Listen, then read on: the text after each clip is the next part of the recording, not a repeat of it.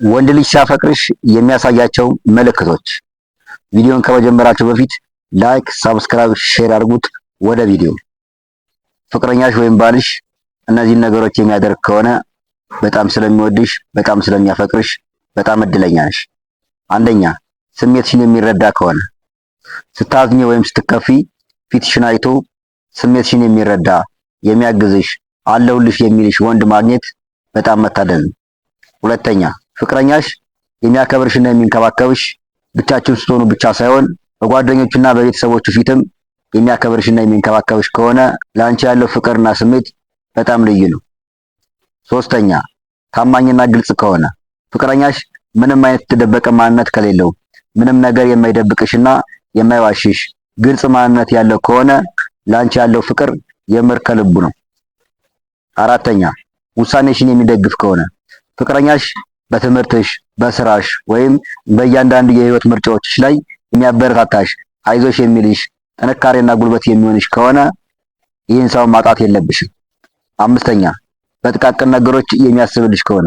ፍቅረኛሽ ሁሌም ለደህንነትሽ የሚጨነቅ የሚያስብልሽ፣ እንድታድጊ እንድትለወጭ በህይወትሽ ስለሚፈጠሩ ስለ እያንዳንዱ ነገሮች የሚያስብልሽ የሚጨነቅልሽ ከሆነ ለአንቺ ያለው ፍቅር በጣም ጥልቅ ነው። ስድስተኛ፣ ስህተቱን አምኖ ይቅርታ የሚጠይቅሽ ከሆነ። ፍቅረኛሽ ጥፋት ሲያጠፋና ሲሳሳት ጥፋቱን አምኖ ተሳስቻለሁ፣ አጥፍቻለሁ ብሎ ይቅርታ የሚልሽ፣ አንቺም ስታጠፊና ስትሳሳች ትክክል እንዳልሆንሽ አይቶ የሚመክርሽ የሚያስተካክልሽ ከሆነ ይሄን ወንድ በምንም ታምር ማጣት የለብሽም። ሰባተኛ፣ በሰላም የሚያዳምጥሽ ከሆነ። ፍቅረኛሽ ስታወሪ ሐሳብሽን፣ ስሜትሽን በአጠቃላይ ከውስጥሽ መናገር የምትፈልጊውን ነገር በሙሉ ረጋ ብሎ የሚሰማሽ የሚያዳምጥሽ እንዲሁም ሊረዳሽ የሚሞክር ከሆነ እመኚ ከልቡ ነው የሚያፈቅርሽ። ስምንተኛ፣ ስለ ወደፊት ህይወቱ አንቺን የሚያቅድ ከሆነ።